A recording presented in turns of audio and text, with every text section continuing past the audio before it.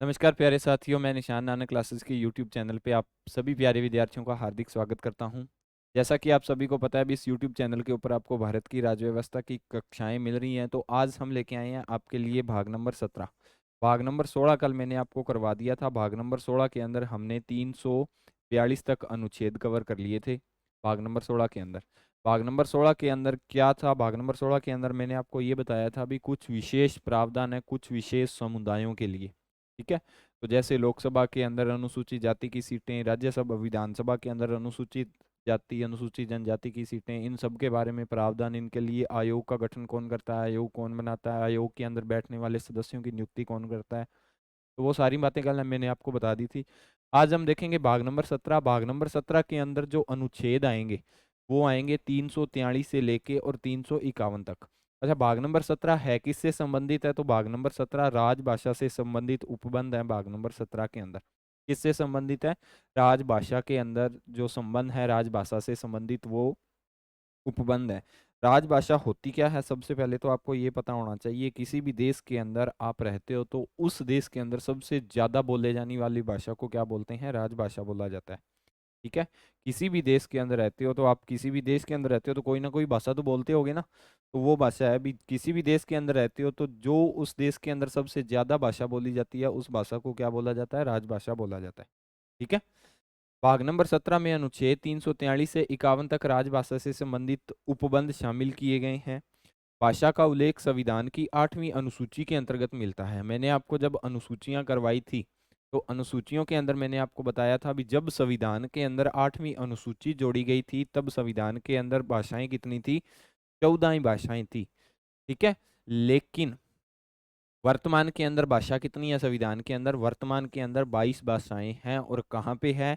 आठ भाग नंबर 17 के अंदर अनुच्छेद पूछे तो 343 से 351 तक, अगर अनुसूची पूछे तो अनुसूची वो कौन सी आ जाएगी? अनुसूची 8वीं आ जाएगी। ठीक है।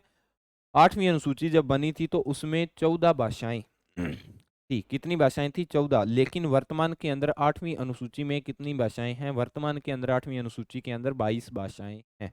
अब सभी को पता होना चाहिए, जब सूची बनी थी 8वीं तब 14 भाषा थी। और जब वर्तमान के अंदर अगर पूछे तो वर्तमान के अंदर कितनी भाषाएं हैं? वर्तमान के अंदर 22 भाषाएं हैं। ठीक है।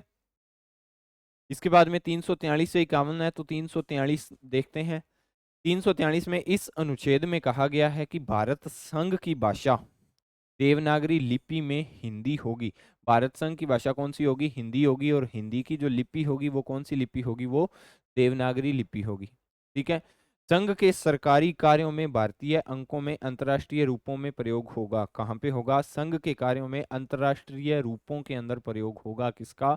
देवनागरी लिपि का और हिंदी भाषा का। 343 के दो हैं, एक पहला और एक दूसरा।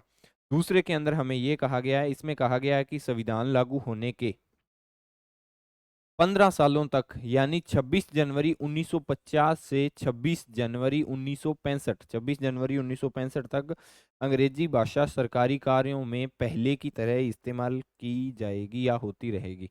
इस चीज का क्या मतलब निकलता है? आप सभी को पता है भी, भारत है वो अंग्रेजों का 200 वर्षों तक गुलाम रहा था। तो जब आप 200 वर्षों तक किसी भी देश को या किसी भी राज्य को गुलाम बना लेते हो ना, तो वहां पे कल्चर है वो सारा का सारा सिस्टम आपका ही होने लग जाता है। ठीक है।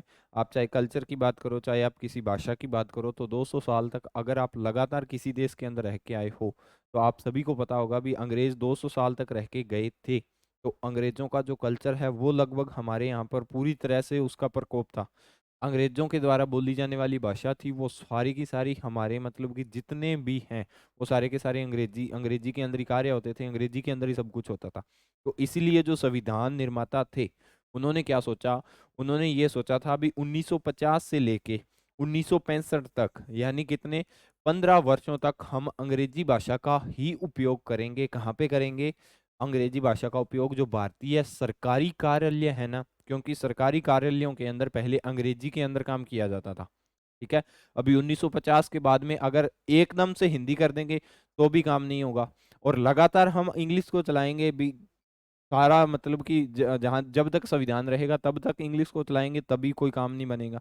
तो इसीलिए उन्होंने क्या बोला, अभी 15 सालों तक क्या होगा, 15 सालों तक अंग्रेजी भाषाएं के अंदर काम किया जाएगा सरकारी कार्यालयों के अंदर, और 15 सालों के बाद में हिंदी और इंग्लिश दोनों के अंदर काम होने शुरू हो गए। ठीक है, यह मतलब निकलता है इसका 343(2) का। अभी 344 के अंदर क्या किया गया है, 344 राजभाषा के आयोग के गठन के बारे में बताया गया है।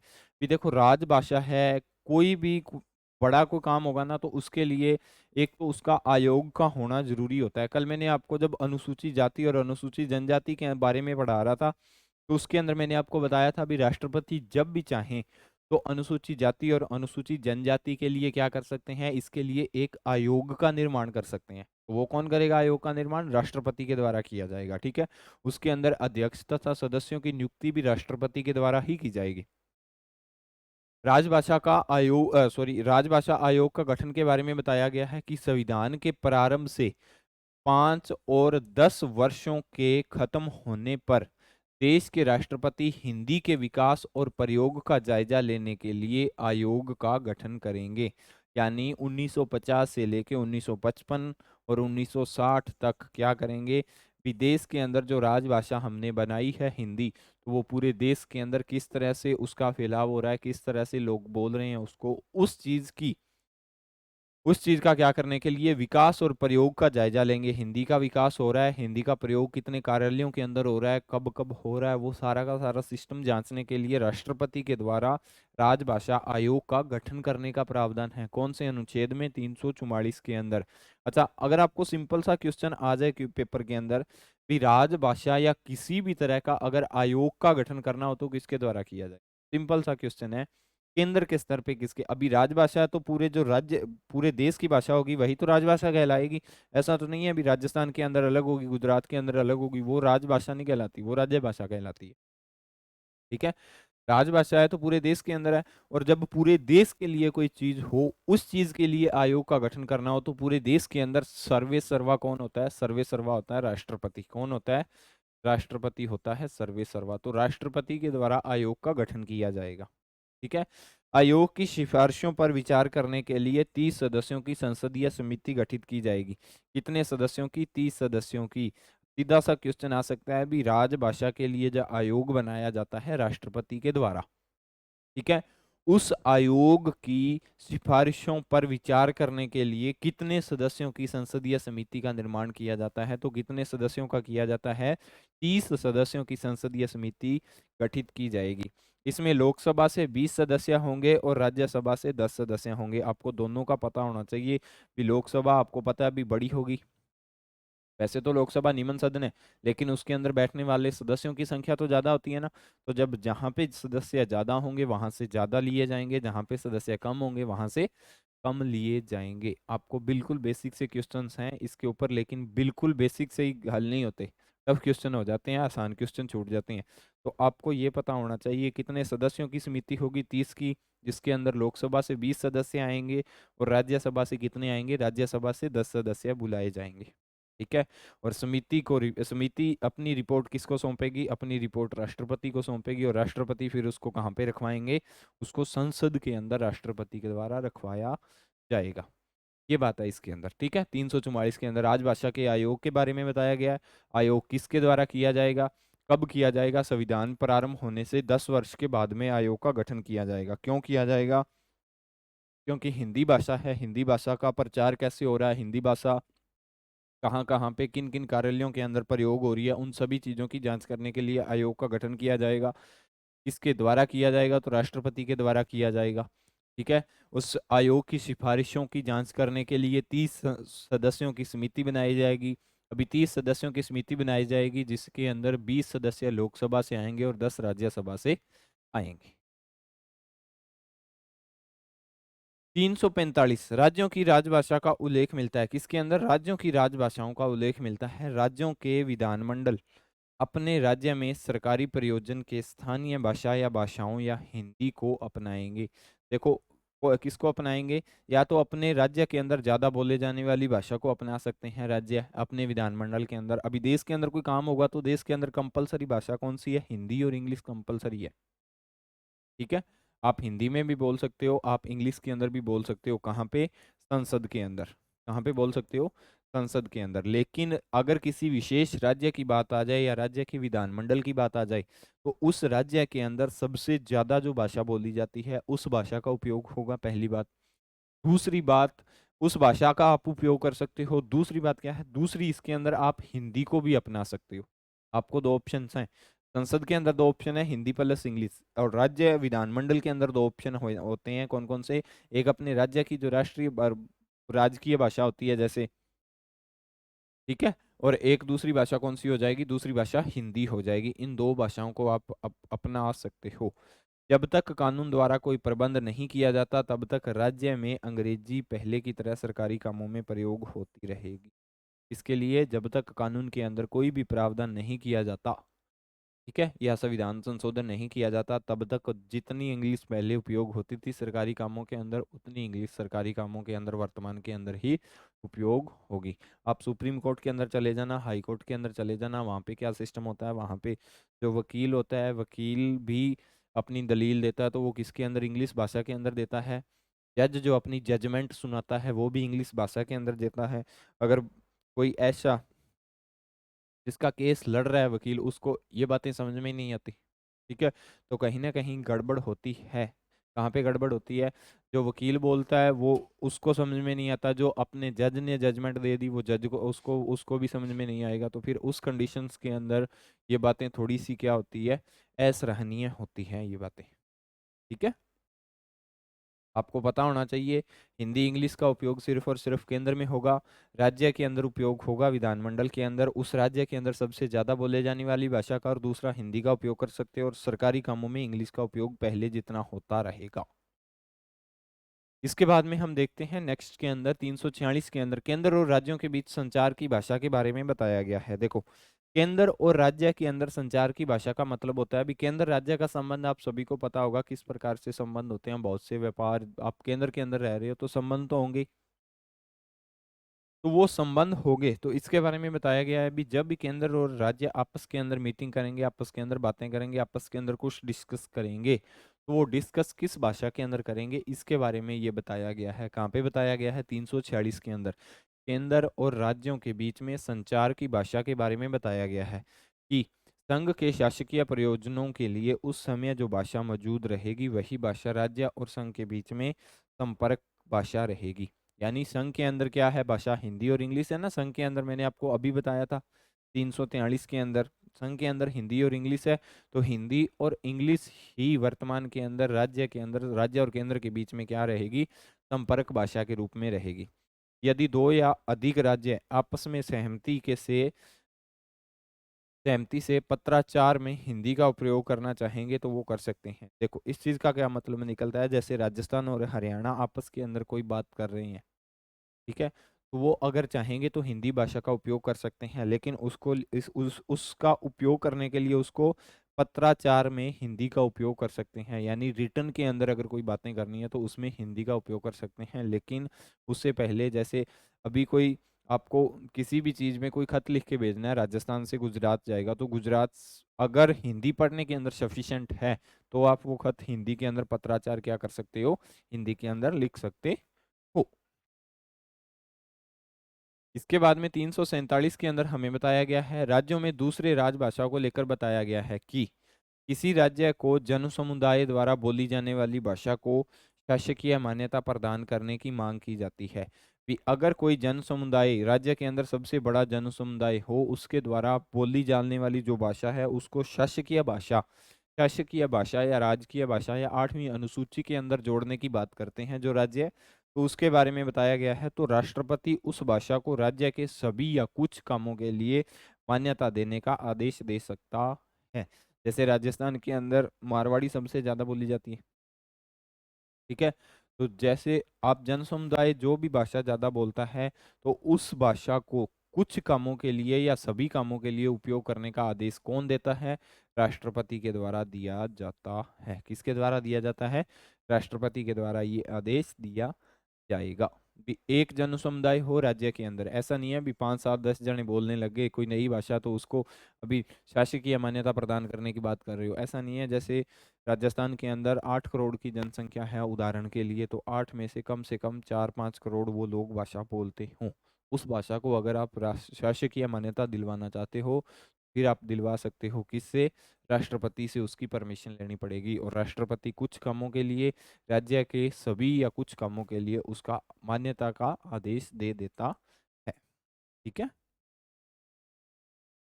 348 के अंदर हमें यह बताया गया है कि इसमें उच्चतम न्यायालय या उच्च न्यायालय और अधिनियमों की भाषा को लेकर बात कही गई है। किससे संबंधित है? उच्चतम न्यायालय या उच्च न्यायालय। 348 के अंदर उच्च न्यायालय या उच्चतम न्यायालय के अंदर, जब मैंने आपको उच्च न्यायालय या सुप्रीम कोर्ट और हाई कोर्ट करवाए थे, उस समय मैंने आपको इनके बारे में बताया था 348 के बारे में भी। उच्चतम न्यायालय द्वारा कौन सी भाषा बोली जाती है, यानी सुप्रीम कोर्ट के द्वारा और हाई कोर्ट के द्वारा सबसे ज्यादा भाषा कौन सी बोली जाती है? कि जब तक कोई व्यवस्था न की जाए तब तक हाई कोर्ट और सुप्रीम कोर्ट की भाषा अंग्रेजी में ही होगी। व्यवस्था करनी चाहिए, जब तक कोई व्यवस्था नहीं की जाएगी तो इसका मतलब जो भी क्लाइंट आएगा, हाँ, तो उसको वकील का पता भी वकील की, अच्छा, क्लाइंट को आपको क्या लगता है? अभी जैसे कोई क्लाइंट गया वकील के पास, ठीक है, अभी वो वकील को अपना मैटर बताएगा तो वो अंग्रेजी में थोड़ी ना बताएगा। हाँ, किस में बताएगा?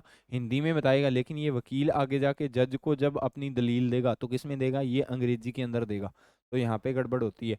ठीक है, फिर जज अपनी जजमेंट देगा तो किसके अंदर देगा? जज जजमेंट, वो भी इंग्लिश के अंदर ही देगा। यहाँ पे बात बोली गई है अभी हाई कोर्ट और सुप्रीम कोर्ट में अंग्रेजी भाषा का उपयोग ही होता रहेगा।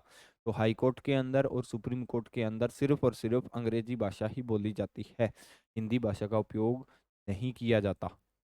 ठीक है, लेकिन यहाँ पे हिंदी को मान्यता मिलनी चाहिए। केंद्र और राज्यों के बीच में सभी विधेयक, अधिनियम, आदेश आदि का उपयोग अंग्रेजी के अंदर होगा। केंद्र से संबंधित जितने भी विधेयक आएंगे, जितने भी अधिनियम आएंगे, जितने भी आदेश आएंगे, उन आदेशों का उपयोग या उन आदेशों के अंदर सबसे ज्यादा कौन सी भाषा का उपयोग होगा? उन आदेशों के अंदर हिंदी भाषा, सॉरी, इंग्लिश भाषा का ही सबसे ज्यादा उपयोग होगा। किसका उपयोग होगा? अंग्रेजी भाषा का ही उपयोग होता रहेगा। 349 संविधान में प्रारंभ से 15 साल के दौरान हाई कोर्ट और सुप्रीम कोर्ट की कार्यवाही अंग्रेजी के अलावा किसी अन्य भाषा में करने के लिए कोई संशोधन लोकसभा या राज्यसभा में राष्ट्रपति की पूर्वानुमति से ही लाया जाएगा। ये संविधान लागू 1950 के अंदर हो गया था। 1950 के अंदर 1950 से लेके 1965 के बीच में अगर आपको अंग्रेजी भाषा से कोई दिक्कत है तो अंग्रेजी भाषा को बदलने के लिए या एक और भाषा ऐड करने के लिए आप संविधान के अंदर संशोधन करोगे, लोकसभा वो बिल को लेके आएगी, राज्यसभा या उस विधेयक को लेके आएगी, तो वो विधेयक लाने से पहले आपको राष्ट्रपति से पूर्वानुमति लेनी होगी। किससे अनुमति लेनी होगी? राष्ट्रपति से पूर्व अनुमति लेनी होगी। वर्तमान के अंदर क्या होता है, अगर कोई भी साधारण विधेयक आता है ना, तो पहले लोकसभा या राज्यसभा दोनों में से किसी सदन से प्रारंभ हो जाता है, फिर दोनों सदन उसको खत्म कर देते हैं। अभी जैसे लोकसभा से प्रारंभ हुआ तो राज्यसभा भी उसको पास कर दिया, फिर जाता है राष्ट्रपति के पास में।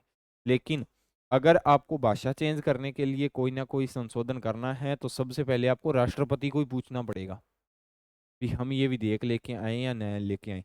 यहाँ पे साधारण विधेयक के अंदर अंतिम साइन राष्ट्रपति का, लेकिन भाषा से संबंधित पहला साइन ही राष्ट्रपति का होगा भी मैं इसकी मंजूरी देता हूँ, आप विधेयक लेके आओ।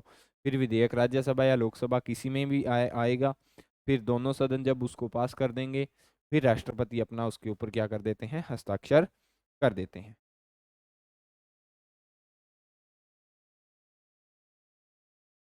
350 कोई भी व्यक्ति अपनी परेशानियों के लिए संघ और राज्यों के किसी भी अधिकारी को उस समय इस्तेमाल होने वाली राजभाषा में आवेदन कर सकता है। कोई भी व्यक्ति अपनी परेशानियां किसी सरकारी कर्मचारी को बताना चाहता है तो सरकारी कर्मचारी को क्या करेगा? वो सरकारी कर्मचारी को अपनी परेशानियां बताने के लिए वो उस समय में जो सबसे भाषा उपयोग होती है, सबसे अधिक भाषा, चाहे वो कर्मचारी संघ का हो चाहे वो राज्य का हो, ठीक है, उसे इस्तेमाल होने वाली राजभाषा में आवेदन कर सकता है। किसके अंदर आवेदन कर सकता है? राजभाषा के अंदर। इसके अलावा अनुच्छेद 350 के कै में कहा गया है कि भाषाई अल्पसंख्यकों के लिए प्राथमिक स्तर में मातृभाषा में शिक्षा देने की व्यवस्था भी की जाए। किसमें की जाए? भाषाई अल्पसंख्यक, जैसे भाषा के आधार पे भी अल्पसंख्यक होते हैं ना, तो वो अल्पसंख्यकों प्राथमिक शिक्षा यानी 1ली से 5वीं क्लास तक के जो बच्चे हैं अल्पसंख्यकों भाषाई, उन्हें अपनी मातृभाषा के अंदर क्या देना चाहिए? मातृभाषा के अंदर शिक्षा देने का प्रावधान भी किया गया है 350 कै के अंदर। कहाँ पे किया गया है? 350 कै के अंदर ये प्रावधान किया गया है। ठीक है।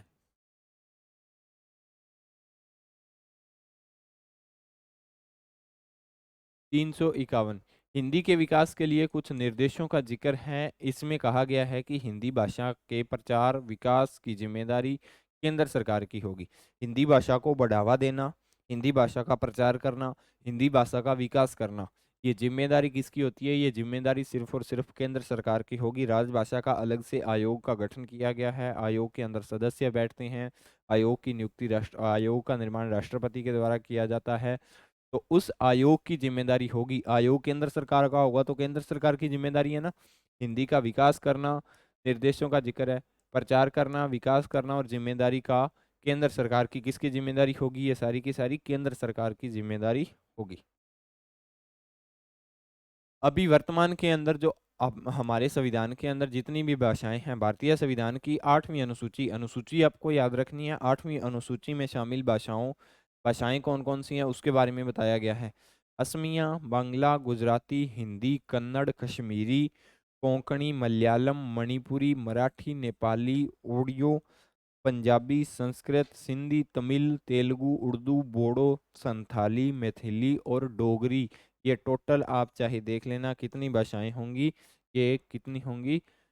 22 भाषाएं होंगी। कितनी भाषा होंगी? ये टोटल 22 भाषाएं होंगी। और जब संविधान के अंदर 8वीं अनुसूची जोड़ी गई थी तब 14 भाषाएं थी। वर्तमान के अंदर कितनी है? वर्तमान के अंदर 22 भाषाएं हैं। ठीक है। ये थी दोस्तों आज की आपकी क्लास। ये भाषा पढ़ी है, आपकी भाषा देखनी हो तो ये भाषा आपके पास है। ये थी आपकी क्लास। उम्मीद करता हूँ आपको भाषा से संबंधित जो भाग नंबर 17 था वो समझ में आया होगा। अगर आपको क्लास अच्छी लगती है तो क्लास को लाइक करें, अपने दोस्तों के साथ शेयर करें, और अगर आप नानक क्लासेस के यूट्यूब चैनल पे नए हो तो चैनल को सब्सक्राइब करें। मिलते हैं कल भाग नंबर 18 के साथ। तब तक के लिए जय हिंद, जय भारत।